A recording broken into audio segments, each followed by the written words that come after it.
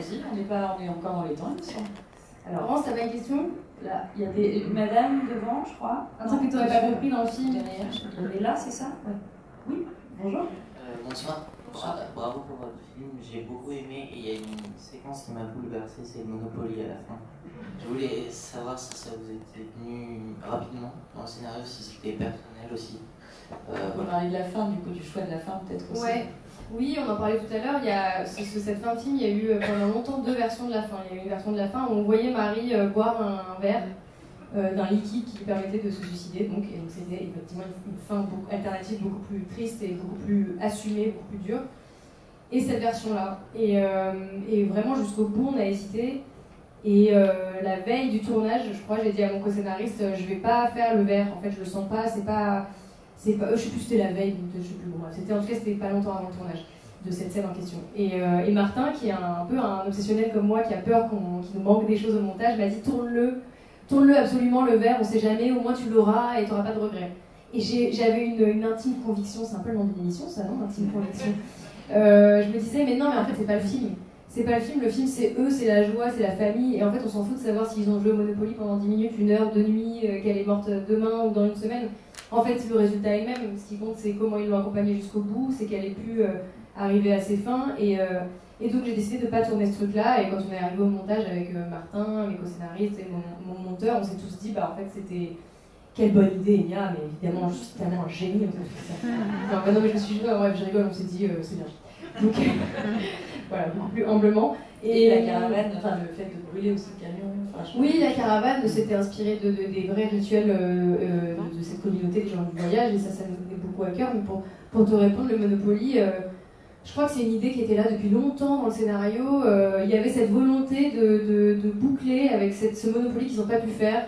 Parce qu'au début du film, ils sont en conflit tout le temps, et parce que, en fait, c'est vraiment symbolique de le Monopoly, au début, ça va pas entre eux, et ils sont incapables de passer un bon moment. C'est la réconciliation. Oui, c'est ça, et à la fin, en fait, ils sont apaisés tous, et ils sont prêts à passer un bon moment, les conflits sont réglés, les dés sont revenus, et on peut enfin faire ce jeu, et je trouve qu'il y a un truc chouette dans cette scène, c'est que Marie, elle est assez en retrait.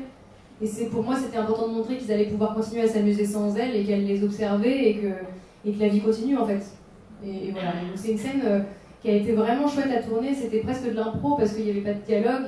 Je leur ai juste dit, bah voilà, vous jouez au Monopoly. En plus, j'étais stressée parce qu'on a tourné ça la 2e semaine du tournage. Et moi, avec ma jeune expérience, je me disais, mais c'est une scène de fin, il faut qu'on la tourne à la fin, comme ça les acteurs, ils seront chargés d'émotions de toutes ces semaines de tournage et puis ils seront hyper proches, donc ils vont être vraiment tristes et tout. Et puis je sais plus qui m'a dit non mais on peut pas en fait, on peut pas la tourner la dernière semaine, c'est comme ça, c'est le mardi de la semaine 2, je te dis non mais ça marchera pas. Et puis j'ai vu les acteurs, je me suis dit bah c'est leur métier en fait, tout simplement de faire semblant d'être triste quoi. Et ils étaient tellement bouleversants, le regard Hélène, Juliette et tout ça, je me suis dit mais en fait c'est ça la magie. C'est qu'en fait ils arrivent à me faire croire à un truc, on était tous très émus derrière la caméra, l'équipe et tout, parce que voilà, on est dans la scène et en fait on s'en fout de la tourner, on aurait même pu la tourner le 2e jour, je pense que ça aurait marché de la même manière.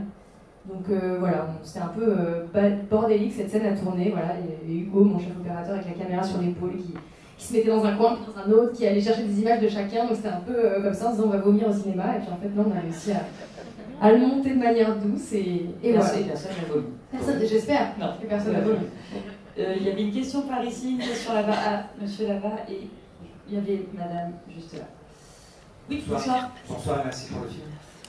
On a beaucoup parlé de Hélène, de Pierre, de Juliette, mais vous n'avez pas beaucoup parlé de David. Et je voulais savoir un peu comment vous avez dirigé les 4 acteurs.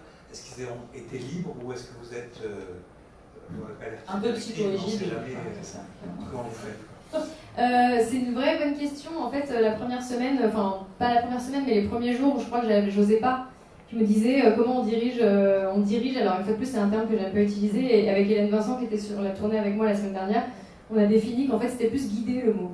C'est plus guider les acteurs vers la bonne intention, parce que diriger en réalité voilà, en fait c'est trouver le chemin entre ce que j'imagine moi et ce que eux vont proposer, et la vérité se trouve au milieu. La vérité n'est pas, l'idée c'est pas de leur imposer ce que j'imagine dans ma tête. Je crois que quand on va chercher des acteurs, c'est aussi pour ce qu'ils amènent eux dans leur personnalité, leur proposition. Donc les premiers jours, je n'osais pas du tout guider, diriger les acteurs. Je me disais, voilà, bah ils jouent, c'est bien, super, bah on passe à autre chose. Quelle réaction coupée, on en refait une? Bon non, c'est bon. Je me disais, bon, ben voilà, je sers à rien en fait sur ce tournage, ils vont faire le film toute seule. Et puis je me souviens qu'un jour, j'avais pas ce que je voulais, et je suis quand même un peu pas psychorigide, mais j'ai mis 7 ans à développer ce film, donc voilà, quand on n'a pas ce qu'on veut, on se dit, bah, c'est pas maintenant que je vais lâcher, quoi. Et je disais à Hélène, on va en faire une. Et à un moment, Hélène m'a dit, pourquoi? Je me suis dit, voilà, je sais pas pourquoi, moi. Et donc, j'ai compris qu'il fallait que je réponde avec assurance et qu'il fallait que je lui donne une vraie raison. Et je lui ai tout simplement dit parce que j'ai pas ce qu'il me faut. Et je me suis dit, alors là, qu'est-ce qui va se passer? Et elle m'a dit, d'accord. Et en fait, c'est fou, mais à partir de ce jour, c'était devant les autres acteurs, je pense qu'ils ont compris que j'avais pris confiance en moi, que j'étais prête à pas lâcher de faire plein de prises quand je voulais obtenir ce que je voulais. Et je crois qu'il n'y a rien de pire pour un acteur que d'avoir un réalisateur qui ne sait pas trop ce qu'il veut. Et parce que c'est très vulnérable d'être acteur, c'est-à-dire on se laisse guider effectivement et on peut, si on est mal guidé, se retrouver dans un film où on joue mal, même si on est un bon acteur.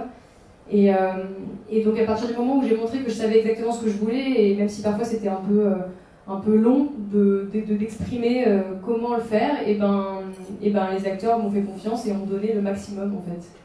Et pour parler de David Ayala, j'étais très honorée de l'avoir dans mon film parce que vraiment David, je l'ai découvert dans la série d'Argent et de sang de Xavier Giannoli. Et j'ai trouvé que c'était un acteur formidable. J'ai réalisé après en fait qu'il avait joué dans plein de choses, mais qu'on le voyait voilà, en second plan, troisième rôle.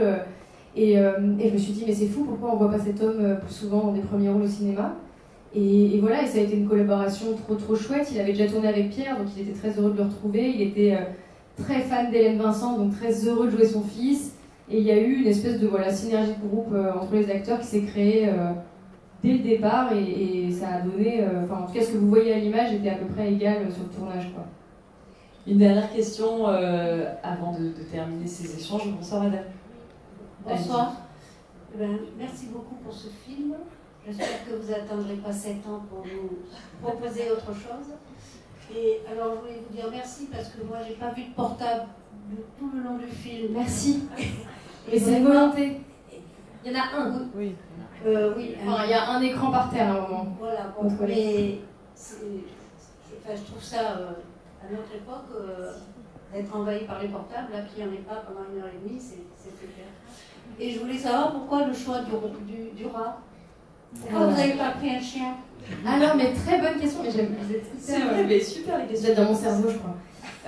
Déjà les téléphones, sachez que c'est marrant parce que vraiment en écrivant le film, je me disais, moi ça m'énerve de voir des films où il y a toujours parfois même des SMS qui apparaissent dans l'image et tout ça. En fait, moi j'aime pas. Après j'entends, voilà, il y a des gens qui aiment, j'ai des copains qui adorent ça. Moi ça me sort un peu. J'avais envie d'un truc intemporel et j'avais pas envie de voir des iPhones partout, des écrans qui défilent, ça m'embêtait.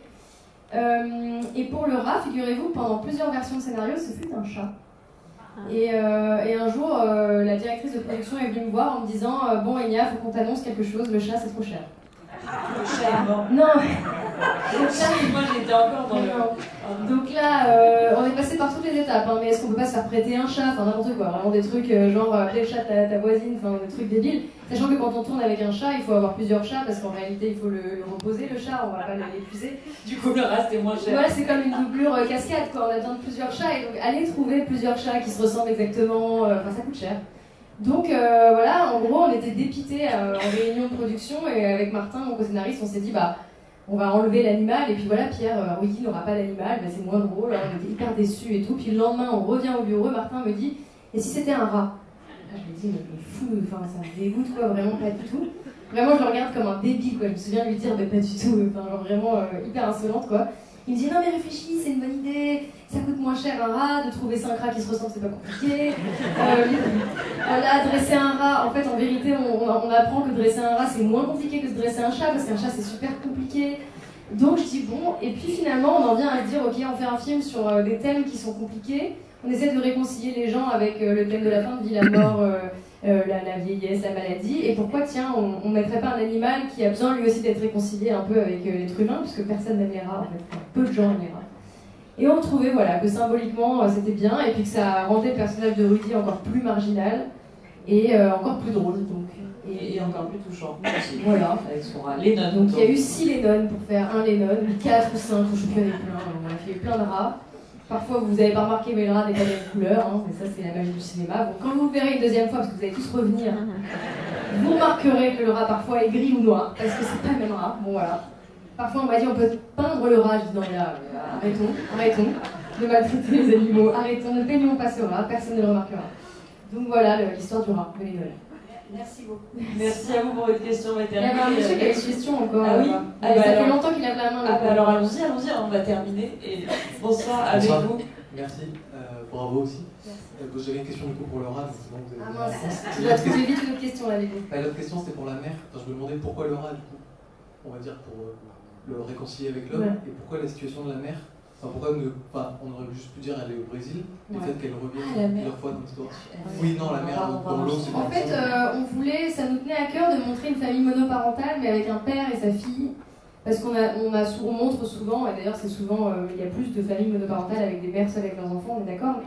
Mais ça nous fait plaisir pour avoir plus d'empathie envers Bruno, comprendre que malgré son immaturité, malgré le fait qu'il est tout le temps à côté de la plaque, il éduque quand même et il gère sa fille seule. Et voilà, et puis comprendre qu'en gros, il a vécu une rupture compliquée, sa femme elle s'est barrée, elle a l'air de vivre quand même la belle vie, elle est au Brésil et lui il a pas un rond, il y a quand même quelque chose où voilà, il y a cette honte de ne pas gagner d'argent, il y a cette honte de devoir de l'argent à sa femme, et tout ça c'est des problématiques qu'on trouvait intéressantes et on trouvait ça chouette que ce personnage de la mère soit jamais là physiquement, mais que ce soit qui vienne nous rappeler tout le temps les failles de Bruno et parfois aussi le mettre en valeur. Voilà. En tout cas, c'est un film intelligent, c'est un film hyper touchant. Je vous engage à en parler vraiment autour de vous. Reprenez vos téléphones. Du coup, si vous avez pas aimé ce film, parlez-en aux gens que vous aimez bien. Voilà. Si vous n'avez pas aimé ce film, parlez-en aux gens que vous n'aimez pas. Si vous avez aimé ce film, parlez-en au monde entier. Merci à la région Sud aussi. Oui, merci. Alors oui, carrément la région PACA, parce que figurez-vous, je vous raconte un dernier truc, après je vous libère, parce que vous avez ras-le-bol. Quand on fait un film, on demande des aides de région parfois, souvent même. Et moi je voulais tourner en Normandie à la base, voilà, désolée, je vais pas vous mentir. Je voulais tourner en Normandie parce que je suis normande, tout simplement. Donc bêtement, je me suis dit je vais aller dans mon pays mater natal. Je me suis fait rejeter. Ils m'ont dit non, ils m'ont pas donné 1 euro, donc j'étais là, bon bah super, merci la Normandie, je ne reviendrai plus jamais. Et donc deuxième idée, la région PACA. Pourquoi ? Parce que j'avais tourné un court-métrage en région PACA et j'aimais beaucoup les équipes avec qui j'avais travaillé, j'avais beaucoup aimé tourner dans cette région-là. Et donc on s'est dit, tiens, si on venait, quand je dis on, c'est Martin et moi, on avait co-réalisé un court-métrage à Nice, je crois. Et voilà. Et donc quand on demande une aide régionale, on l'a ou on l'a pas, et quand on l'a, l'idée c'est de montrer un peu les paysages de la région, de mettre en valeur ce qu'on a vu, ce qu'on tourne, enfin les paysages, et d'embaucher une partie des gens dans l'équipe qui sont de la région. Et donc voilà, et pour ça, je dis merci à la région PACA, déjà parce que j'aime trop cette région, il fait beau, il fait chaud, les paysages sont beaux, les lumières sont belles, et j'ai rencontré plein de gens de la région PACA que j'aime d'amour, et que maintenant j'essaie de faire monter à Paris pour travailler avec moi, c'est une galère. Mais si, parce que je suis là genre, oui mais il faut loger Laurence, parce que Laurence habite à Marseille, donc on fait comment pour qu'elle vienne bosser avec moi à Paris maintenant? Il faut 75 mètres carrés. Donc c'est, voilà, maintenant je suis bien embêtée, mais donc il va falloir du coup que je revienne tourner en région PACA infiniment en fait. Voilà. En tout cas, on est rentré dans les 3 heures. Bah voilà, de train, exactement, 3 heures de train. Trop cher, il fait trop gris. Ça reste à Laurence, t'es bien. Ouais, Laurence reste à Marseille, bah c'est bon, c'est moi qui vais venir. Voilà, c'est ça que vous voulez. En tout cas, tu nous as fait rentrer dans les coulisses du cinéma, c'était un vrai bonheur. Merci beaucoup, Elia. Et premier film encore là. Elia Barou, s'il vous plaît. Merci beaucoup.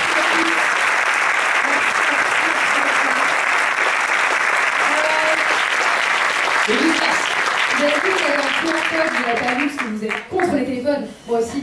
Mais il y a un QR code, si vous avez bien aimé le film, vous pouvez mettre une bonne note sur Allociné. Si vous n'avez pas aimé, gardez votre batterie, je vous en supplie. Et merci beaucoup du fond du cœur, merci d'être là, de ne pas être resté devant votre écran de télé, d'être venu partager ce moment avec moi, je vous suis très touchée, merci beaucoup.